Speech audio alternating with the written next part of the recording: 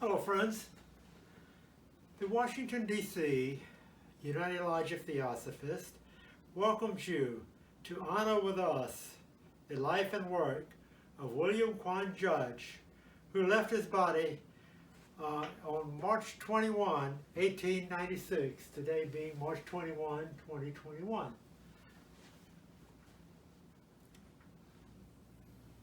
There will be three readings, one from the Bhagavad-Gita, another from Echoes from the Orient, and the third that Robert Crosbie wrote in memory of Mr. Judge.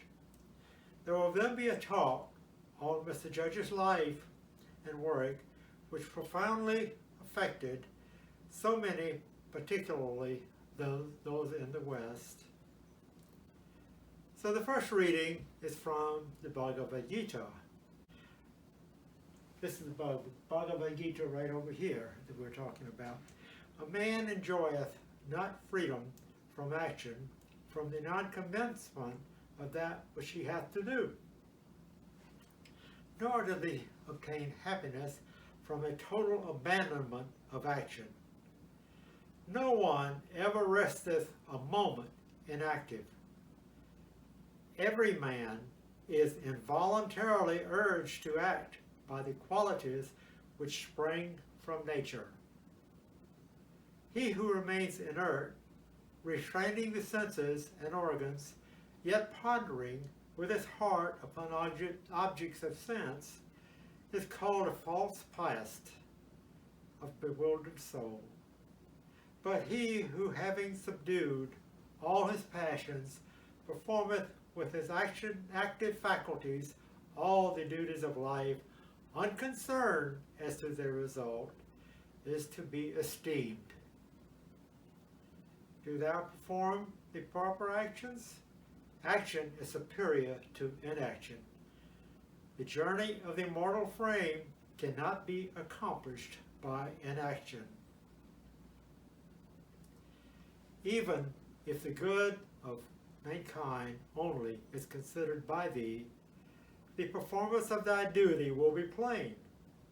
For whatever is practiced by the most excellent men, that is also a practice by others. The world follows whatever example they set. As the ignorant perform the duties of life from the hope of reward, so the wise man from the wish to bring the world to duty and benefit mankind should perform his actions without motives of interest. It is better to do one's duty even though it be devoid of excellence than to perform another's duty well. It is better to perish in the performance of one's own duty. The duty of another is full of danger. Those who have spiritual discrimination call him wise, whose undertakings are all free from desire. For his actions are consumed in the fire of knowledge. He abandoneth the desire to see a reward for his actions, is free, contented, and upon nothing dependeth, and although engaged in action, he really doeth nothing. The sacrifice through spiritual knowledge is superior to sacrifice made with material things. Every action, without exception, is comprehended in spiritual knowledge, O son of Pritha. Seek this wisdom by doing service, by strong search, by questions, and by humility. The wise who see the truth will communicate it unto thee, and knowing which thou shalt never again fall into error, O son of Bharata. By this knowledge thou shalt see all things and creatures whatsoever in thyself be, and then in me. Even if thou wert the greatest of all sinners, thou shalt be able to cross over all sins in the bark of spiritual knowledge. As the natural fire, O Arjuna, reduces fuel to ashes, so does the fire of knowledge reduce all actions to ashes. There is no purifier in the world to be compared to spiritual knowledge. And he who is perfected in devotion findeth spiritual knowledge, springing up spontaneously in himself in the progress of time. This reading is from Echoes from the Orient. What appears to the Western mind to be a very strange superstition prevails in India about wonderful persons who are said to be of immense age, and who keep themselves secluded in places not accessible to the ordinary traveler. So long has this been current in India that the name applied to these beings is well known in the Sanskrit language, Mahatma, a compound of two words, Maha, great, and Atma, soul. The belief in the existence of such persons is not confined to the ignorant, but is shared by the educated of all castes. The lower classes look upon the Mahatmas as a sort of gods, and think most of their wonderful powers and great age. The pundits, or learned class, and educated Hindus in general have a different view. They say that Mahatmas are men or souls with unlimited knowledge of natural laws and of man's history and development.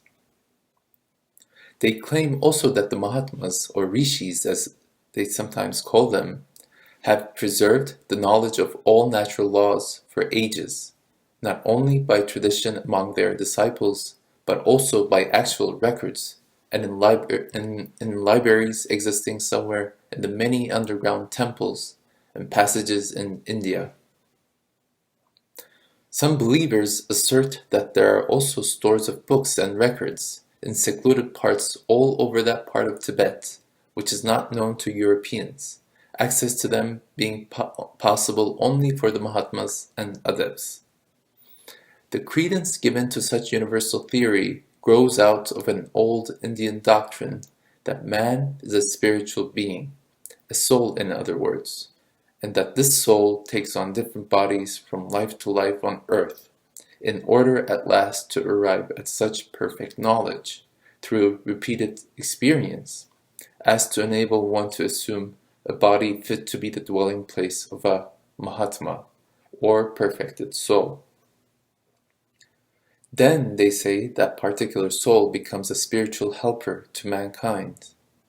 The perfected men are said to know the truth about the genesis of worlds and systems, as well as the development of man upon this and other planets. Were such doctrines held only in India, it would be natural to pass the subject by which this brief mention. But when it's found that a large body of people in America and Europe hold the same beliefs, it's interesting to note such an un-Western development of thought. The Theosophical Society was founded in New York in 1875 with the avowed object of forming a nucleus for universal brotherhood. And its founders state that they believed the Indian Mahatmas directed them to establish such a society.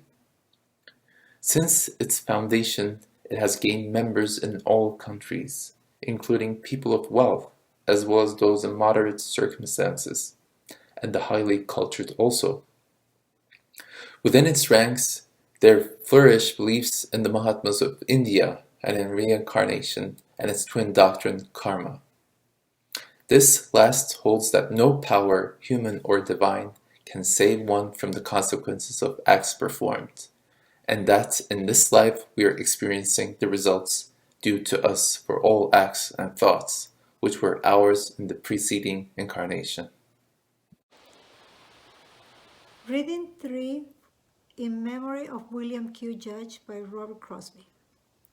Speaking of Mr. Judge, as anybody might have known him, as a human being like ourselves, he was humble, unassuming, modest, strong, patient, meek, courageous, an organizer beyond comparison, with powers similar to those possessed by HPV, and never using them in any way but to smooth the path for those who desired to follow the road of knowledge. he was kind and patient, as we do not often find with tremendous forcefulness. He had extraordinary powers of organization, with a perception that could look into the very motives and minds of others, could see traitors among him, could read the hearts of those desirous of injuring him, and yet, in all his intercourse with them, paving the way for them, remaining ever kind. For the one who most injured him, he had only this to say when friends about him spoke their denunciations: "Never mind what others do. Put no one out of your heart. Go on with the work you see. Work will tell in time, and all these follies of others, follies of ignorance, will fall to nothing. Then, when the time comes, we will all have gained strength, when those who have fallen away for a while come back. There we will be with open arms as strong brothers, to help them find the path and smooth out the effects of errors that have been created through ignorance."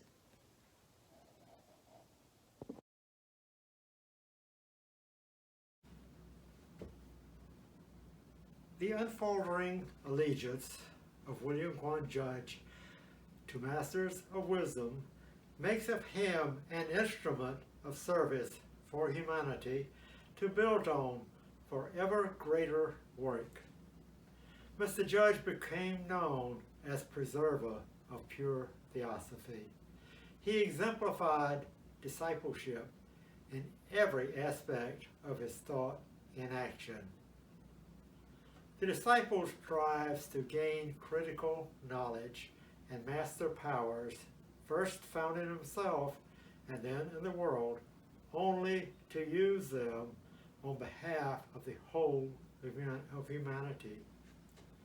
Helena Blavatsky said that Mr. Judge had been part of the Great Lodge for eons past, and that he was one of those who, with little dephonic rest, had reincarnated several times in order to carry on the work of the Great Lodge. In his incarnation that we speak of today, his entire heart and soul was dedicated to the work of theosophy from his 23rd year until his death just 21 years later. It was reported that he would read from the Bhagavad-Gita, that was our first reading part of it, and discuss the details, even though he may have been the only one present at the meetings. This he repeatedly did, determined that the Theosophical Society would be successful. Will such as this makes its way through every obstacle. Mr. Judge left us jewels in over 200 publications. A lot of that is in here. He has two publications there. Here are some that include examples being read today from his works. In his Musings of the True Theosophist Path, he said,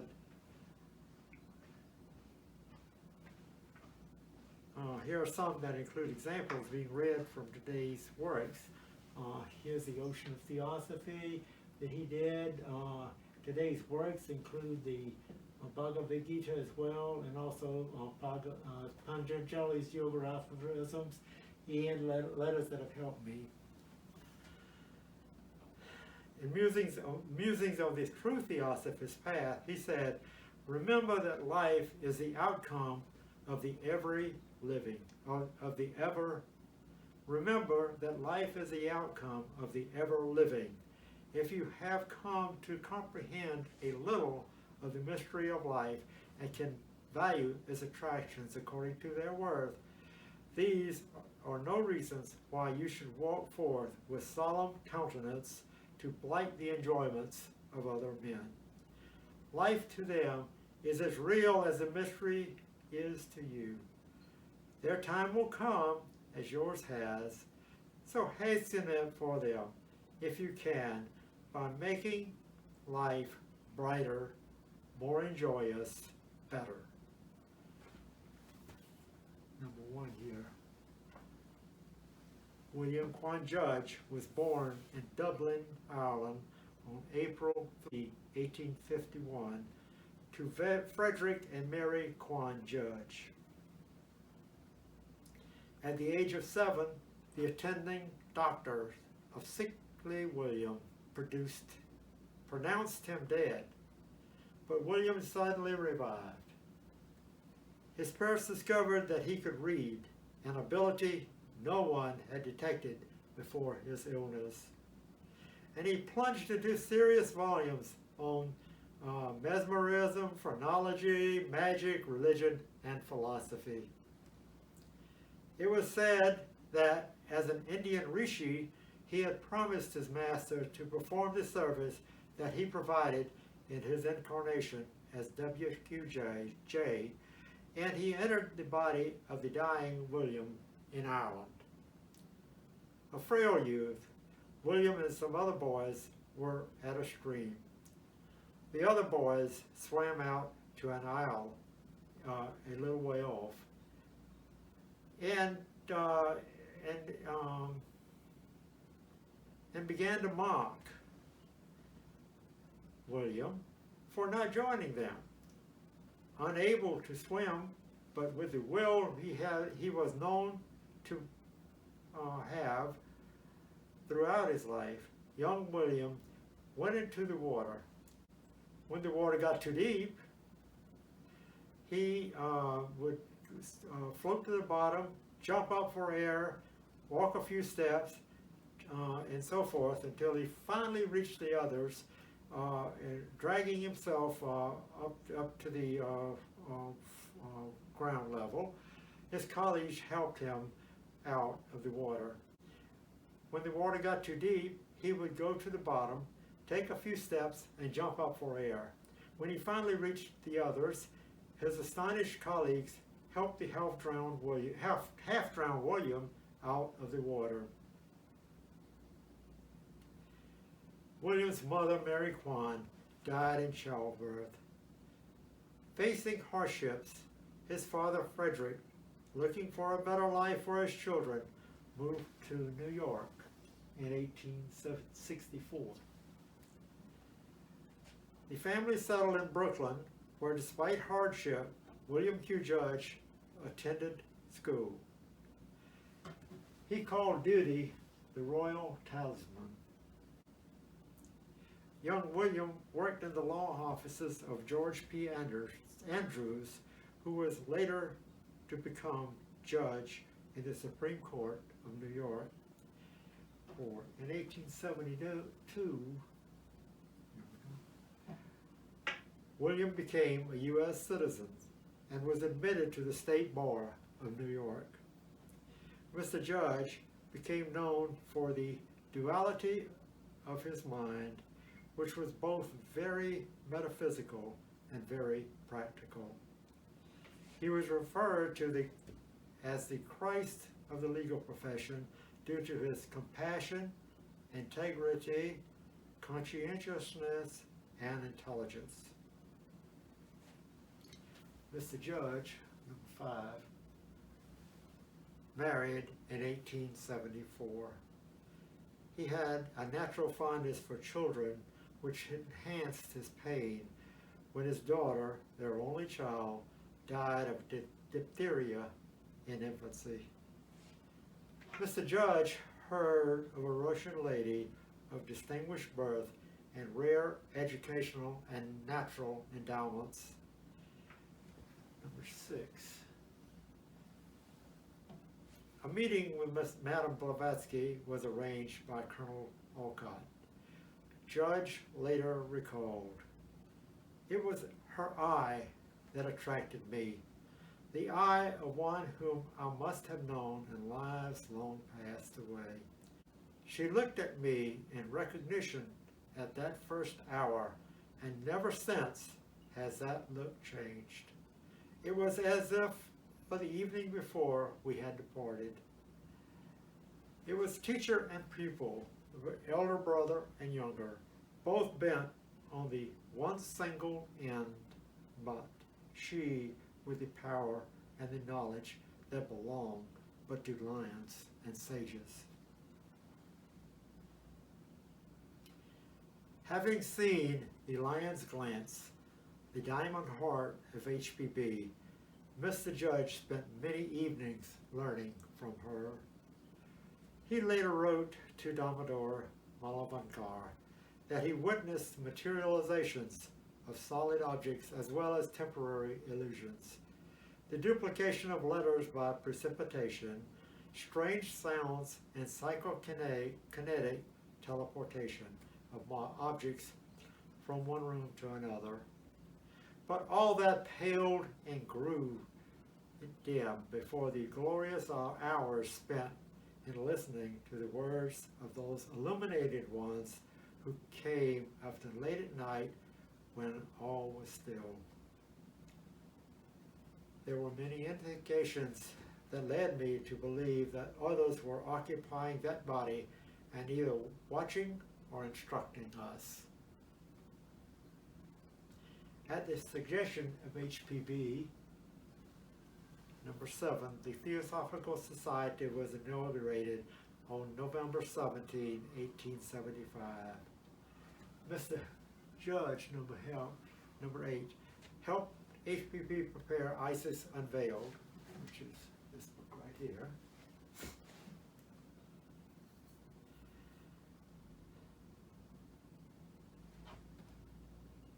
He suggested the term elemental to indicate centers of force acted upon by conscious agents. The publication of Isis aroused much interest, and many brilliant intellectuals gathered around HPB. Number 9. Mr. Judge was a Chela of Masters and an agent and teacher for the esoteric section in America.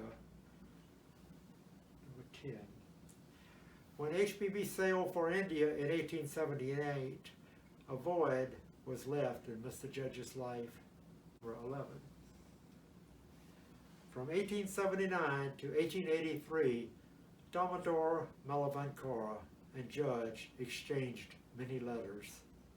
Damodar's closeness to HPB and the Mahatmas inspired Judge to live only for Theosophy. Their profound friendship, reverence, and respect for one another is a model of relations between disciples of the wisdom religion. Number 12. Mr. Judge arrived in Paris in 1883. He assisted with the initial preparation of the secret doctrine, which is this book here. Mr. Judge then went on to lecture as he traveled across India. While there, he also defended HPB against charges that attracted worldwide attention near the time of his arrival at the Theosophical Society headquarters and at Yar. Mr. Judge dealt with the press and others. The press began to accept his articles on theosophy, later articles from other theosophists, and some inquirers became members of the Theosophical Society. In the end, the charges against HPB were proven to have been completely false.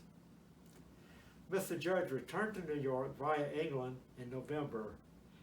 He set about reorganizing the Theosophical Society in America. Number 13. In 1886, the American section was formed with Mr. Judge as the permanent general secretary. He gathered willing workers to expand the influence of the movement across the country. Branch societies were established, and Mr. Judge started the Path Journal to give them continuous flow of spiritual thought. From him flowed a ceaseless stream of brilliant and inspiring teachings. He would He wrote many times of the articles for the path under various pseudonyms. HPB called the contents of the path pure Buddhi. Number 14. In 1888, an epitome of Theosophy was published and widely read. That was what Mr. Judge wrote then. Robert Crosbie read it and joined the Boston branch of the Theosophical Society. When Mr. Judge parted after meeting him for the first time, he called back, "Crosby, you are on my list." Mr. Crosby soon became the most energetic worker in the Boston branch. Number 15. 1888 and 1890 saw publication of the Theosophical Forum, the Yoga Aphorisms of Patanjali, which is here. Echoes from the Orient, over here. A rendition of the Bhagavad-Gita, which is here. And the first series of letters that have helped me, which is here. Mr. Judge helped in initiating the Oriental Department papers, consisting of translations of Eastern scriptures. Number 16, right down here. In 1893, the Ocean of Theosophy appeared.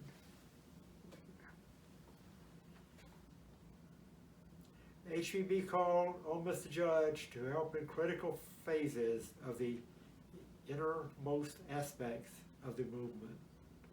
The Theosophical Society elected him vice president in 1890, and the American section prospered. Mr. Judge represented HPB in a suit against the New York Sun's publication of derogatory allegations about HPB. The Sun later concluded that the allegations were without foundation, and it printed a retraction and an article by Mr. Judge on HPB's life under the title, number 16, The Esoteric She. In 1893, the honored place given to Theosophy at the World Parliament of Religions in Chicago was due to, in great measure, to Mr. Judge. Now that HPB had departed, the forces antagonistic to the Theosophical movement rapidly regrouped to focus attention on Mr. Judge. They struck just when Mr. Judge was appreciated most deeply by sincere students of Theosophy. During 1893 and 1894, Mr. Judge was charged with abusing the names of masters. Robert Crosbie helped to draw up an account of the situation and present it to the 1895 Boston Convention, when the American section became the Anonymous Theosophical Society of America, with Mr. Judge as president. About 20 years before his death, Mr. Judge had been in South America, where HPB said was a branch of the Great Lodge. There he contracted Chiggers disease, and he increasingly suffered from that disease. He became weak and in spells of coughing and wheezing to the point where he could not sleep properly or even lie down. On the morning of March 21,